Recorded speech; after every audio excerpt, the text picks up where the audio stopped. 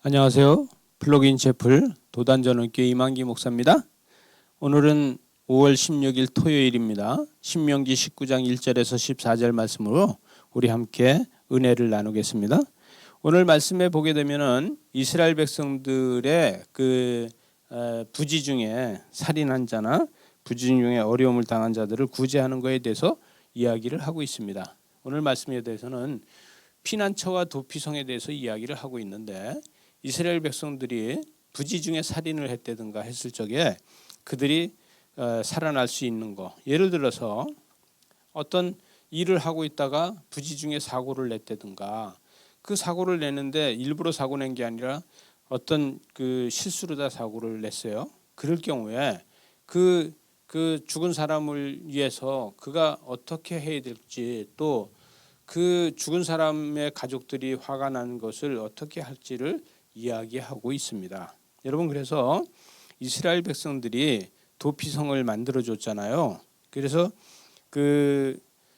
모세는 동쪽에 도피성을 3개를 만들었는데, 먼저 가나안 정복을 하기 시작을 했을 적에 여러분 동쪽으로 다 올라가서 이 르우벤 지파가 제일 먼저 땅을 차지하게 되죠.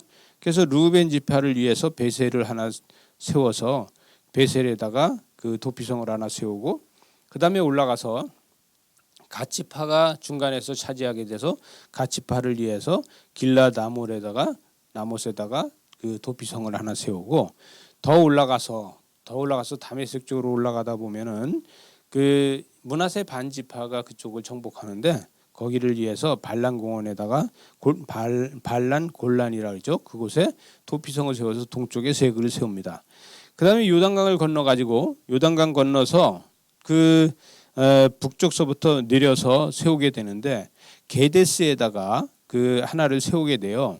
그 게데스에다 세우는 것은 그 북쪽에서 아셀 지파가 저쪽 그 북쪽, 지금의 지중해 맨 위쪽에 살고 있는데, 그 아셀 지파와 그 다음에 단 지파, 스불론 지파, 이사갈 지파, 이 사람들이 그 부지 중에 사고를 당하면 피할 수 있는 곳으로 게데스에다가 세우고, 그 다음에 므낫세 반지파, 서쪽에 있는 므낫세 서지파라 그러죠. 반지파와 그 다음에 그 에브라임 지파가 살고 있는 곳에 세겜 땅에다가 이 도피성을 하나 세우고, 그다음에 밑으로 내려와서 베냐민 지파나 유대 지파나 또 시몬 지파가 사는 곳에 와서 그곳에 하나 세우는데, 지금의 헤브론이라고 하는, 우리가 성경에서 헤브론이라는 소리 많이 들어보죠. 스불론이라는 그곳에 도피성을 세우게 돼서 6개의 도피성을 세우게 됩니다.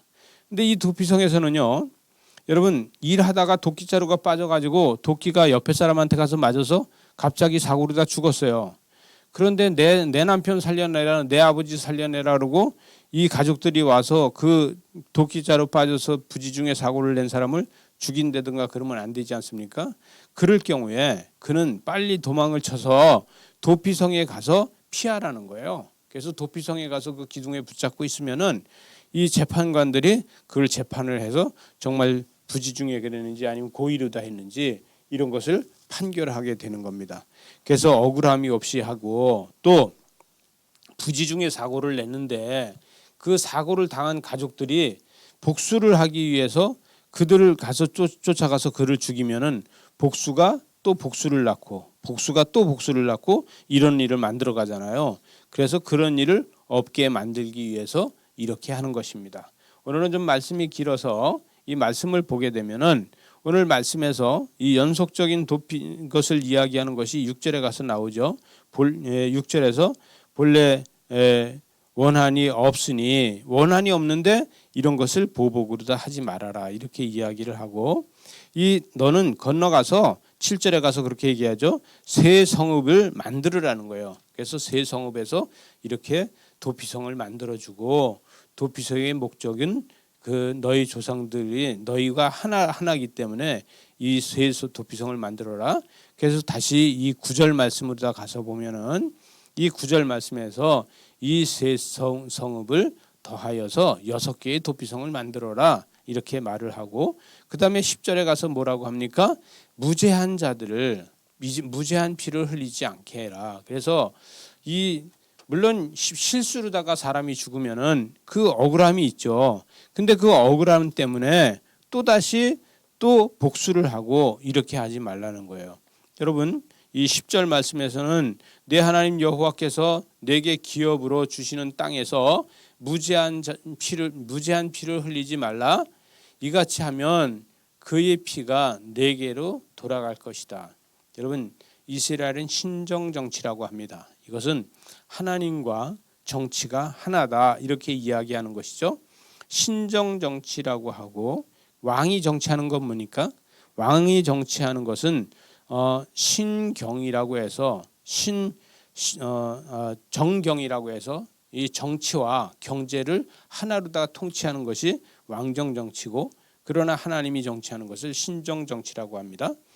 여러분, 그래서 이 신정 정치에서는 백성들이 억울함이 없게 하기 위해서 이들이 스스로 피할 수 있는 이런 도피성을 만들어주고, 그래서 이 11절에 가서 보니까 11절에서 그의 이웃을 미워하여 엎드려 그의 기다렸다가 그를 상처나게 하고 그를 죽일까 한다는 거예요. 우리 아버지를 네가 부지 중에 이렇게 실수라 죽였지만 너도 죽어라, 이렇게 하면 복수가 복수를 계속 만들어 간다는 것이죠. 그래서 12절에 가서 보니까 보복자의 손에 넘겨 죽이게 할 것이다. 이거는 고의적으로 했을 적에 그렇게 한다는 거예요. 다시 12절을 다시 이야기하면은 그 본성 장로들이 사람을 보내어 그를 거기서 잡아서 보복자의 손에 넘겨서 죽게 하라는 거예요. 그런데 여기서 장로가 나오지 않습니까? 그래서 이 정치는요, 하나님의 정치는 장로들의 정치로 다 만들어 주셨습니다. 이 장로들의 정치로 다 만들어 주셔서 13절에 가서 보니까 내 눈이 그의 긍휼을 여기지 말고 무제한 피를 흘린 죄를 이스라엘에서 제하라. 그리하면 내게 복이 있을 것이다. 여러분, 이래서 장로들이 이런 것을 다 하게 해서 저희 교회는 장로교회입니다. 그래서 장로교회는 여기서부터 태동이 되기 시작을 합니다. 이스라엘 백성들이 장로들을 보내어 장로들이 이 치리를 하고 재판을 하게 되죠. 그래서 장로교회가 생기기 시작을 합니다. 그래서 목사도 장로고 교회를 섬기는 장로가 있고 교회를 치리하는 장로가 있는 것입니다. 그래서 장로 정치는, 장로교회는 이렇게 합법적으로다가 이 율법에서 하나님께서 율법을 통해서 이 합법적으로 다 정치를 하고 합법적으로 다 심판을 하게 하는 이것을 정통적으로 따르는 이 계승을 하는 것이 바로 장로교회입니다. 마지막 14절에 가서 보니까 14절 말씀에서 내 하나님 여호와께서 내게 주어 차지하게 하시는 땅 곧 내 소유가 된 기업의 땅에 조상이 정한 내 이웃을 경계표를 옮기지 말아라. 그래서 어떤 질서를 가지고 하는데 장로들이 거기에서 큰 역할을 하게 됩니다. 그 지역마다 장로들이 있어서 장로들이 그것을 통치하고 과거서부터 지금까지 하나님은 이렇게 하셨다는 것을 이야기하고, 그래서 장로교회는 장로를 세우고 그 장로와 목사가 같이 성도들이 잘못하면은 그를 치리하고 징계하고 또 신앙생활을 잘할 수 있도록 섬기고 또 그것을 선포하고 이렇게 하는 것이 장로교회입니다. 그래서 하나님의 말씀을 따라서 가는 우리 장로교회를 이야기하고 있습니다. 기도하시겠습니다. 하나님 아버지 감사합니다.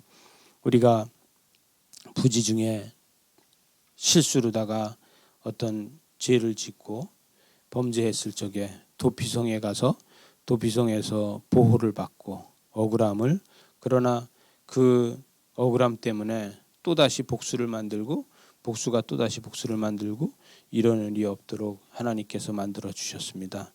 우리는 하나님 이 억울함을 하나님 앞에 이야기해서 하나님 앞에서 위로받는 이러한 삶이 되게 하여 주시옵소서. 예수님 이름으로 기도드리옵나이다.